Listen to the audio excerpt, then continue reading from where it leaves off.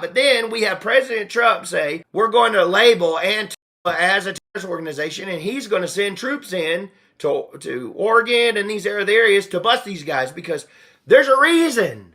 Officially signing an executive order designating Antifa as a domestic terror organization, all as the White House aims to crack down on the sources funding the group.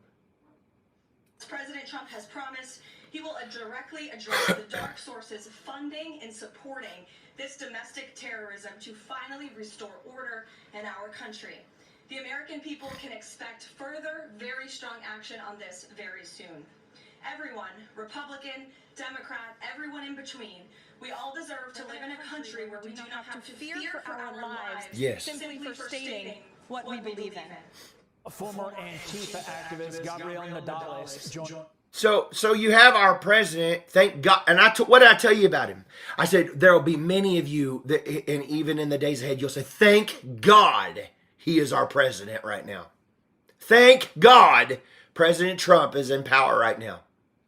There'll be so many people in the days ahead. I said there's very dark days that try to come upon our nation.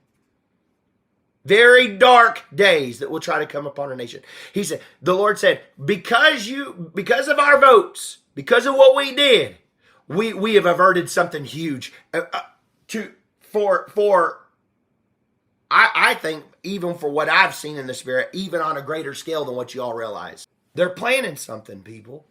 And I'm telling you, we have good law enforcement. We have good FBI. We have people in there we have even whoever that was that got busted, he got indicted this last week. We're uncovering the swamp. We're draining the swamp. Just like President Trump has said, we're going to drain the swamp. When I was driving around, I can tell you, I was downtown Tulsa.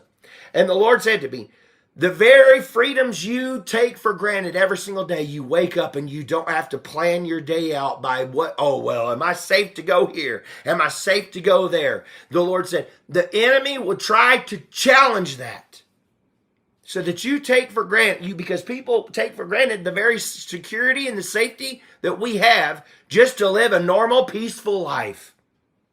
So we pray over Don Jr., we pray over Kai. Out of all the grandkids, the Lord pointed out that young lady and he said, you must pray for her. You must pray for her. And then not anybody else didn't go to the golfing match, but that young lady went to the golfing match with her grandfather. I just think that's not coincidence. That's not coincidence that God would have us pray for that young woman. Do you understand? Out of all the grandkids you could have picked out, he picked her and he said, pray for her. And then she goes to the